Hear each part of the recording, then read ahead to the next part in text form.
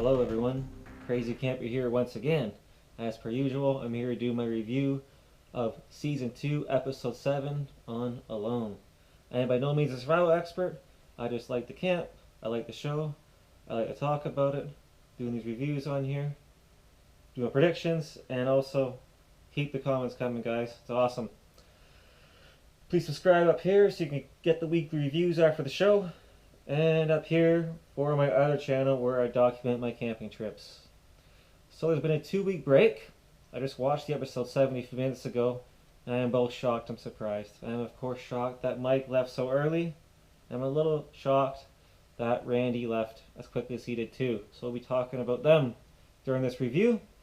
Comments from my last review, John Lord. You went on another awesome rant. I love hearing from you. Please comment again. As for our little friendly rankings competition, no one picked Mike. Obviously, he was a wild card out there doing that.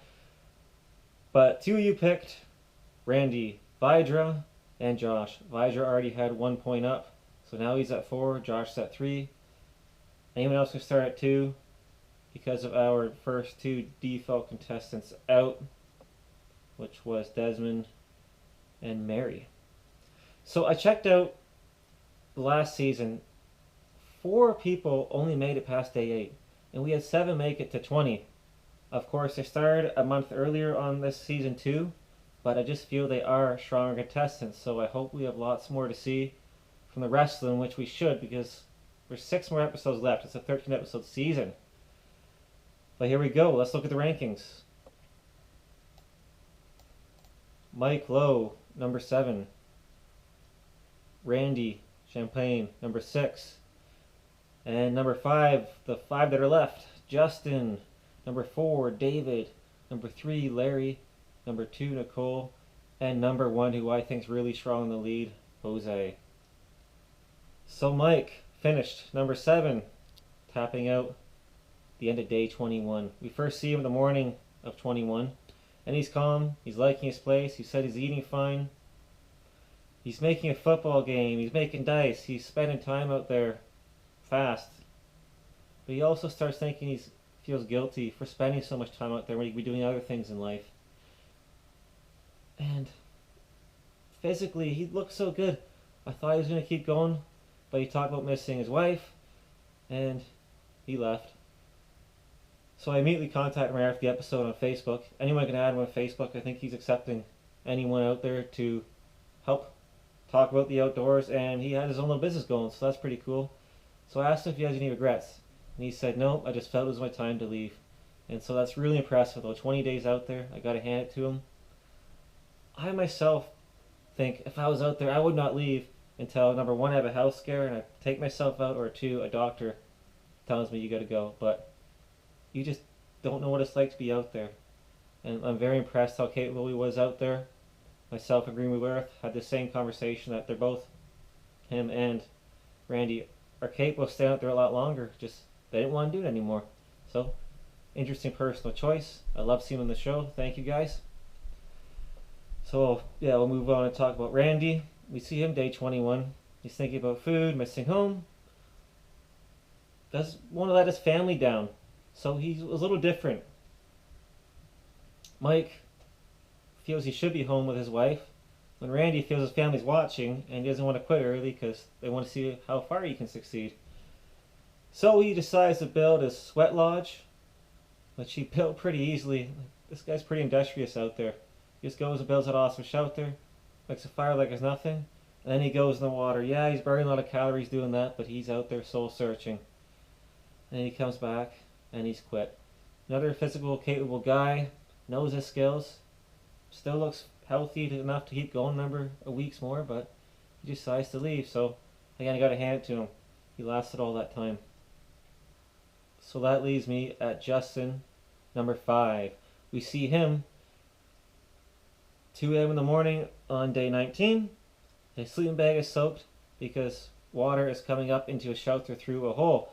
And he noticed that it came up through where his fire pit is, so it's made a hole in there, and I wondered, did he burn the ground, burn a root, and now the water's seeping in as an underwater tunnel?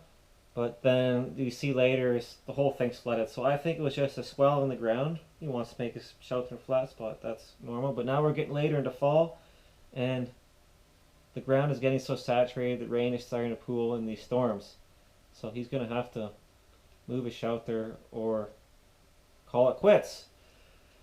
But what does he do? He starts drying out a sleeping bag using his body heat and a fire. I think that's a good idea. If it's going to rain all day, you're not going to go out and do much anyways. You won't be able to dry your sleeping bag out there, number one. And two, it would be wet by the time you come back to sleep again in the night. So he's using his body heat. And he has that fire. But by day 20, he seems more motivated. He doesn't want to give up on the war veterans, so he wants to set an example that, yes, I can climb a mountain. So he starts preparing for that. He also takes his hammock out of the water because he said he's not catching any worthy fish anymore. Now, taking a self-machine type fishing line out there where you don't have to be there to do it, and now he's putting it in the hammock. So is that a good idea or bad idea? What do you guys think? I'm kind of decide on that. I think maybe he just should have left the net out there. But as we see later on, it saved him because this whole thing flooded and he was in his hammock. So that might help him. But we see him on the next episode, and he's going to go on that hike. It's raining. He said he's going to start brand new when he comes back. But if I'm going on that big strenuous hike, which is dangerous too, up that mountain, which we don't know what kind of view he's going to see when he gets up there.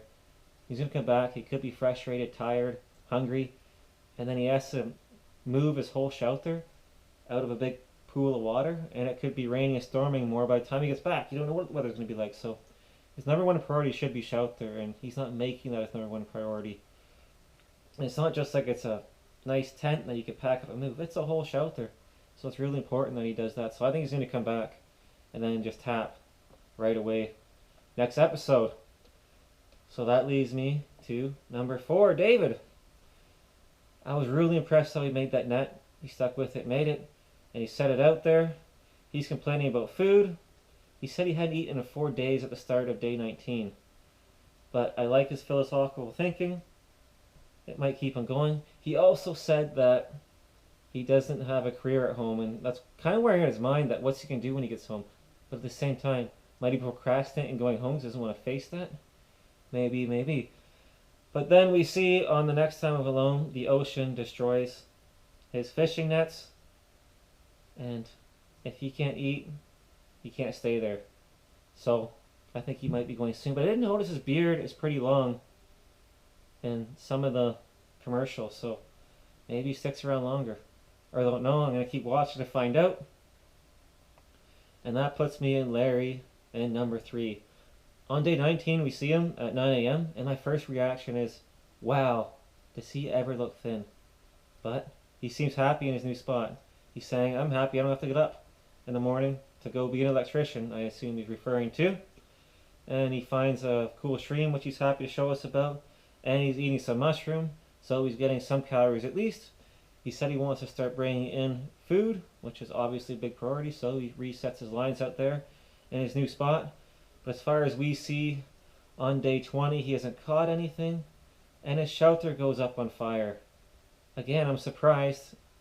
The same thing that I thought which might have happened to Justin about fire going in the ground, it actually did happen. It went through roots, then up into a tree that was supporting a shelter.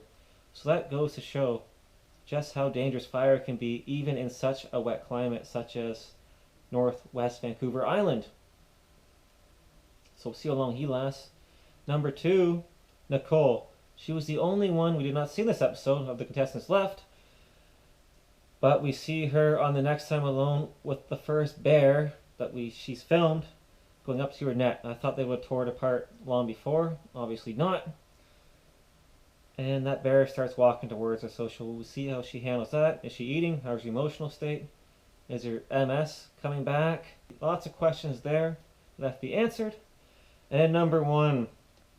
I think it's a slam dunk to put Jose in number 1 right now. He never complains about anything. He looks healthy. He's keeping busy making that canoe. He knows to use cedar for that canoe, and he said he was trained up in Greenland how to make the canoes. But we see his beard starting to grow in, and it looks more like the face of him capsizing on those commercials, and we know he goes out next. And he's using his tarp, and he says if that cuts on a barnacle shell, he's done. So that's a very precarious boat with the tarp. So next time on Alone, basically talk about what we all see in the next episode. So we'll see what happens. Please like and subscribe. Keep the comments running. And I'll see you all next week. Bye-bye.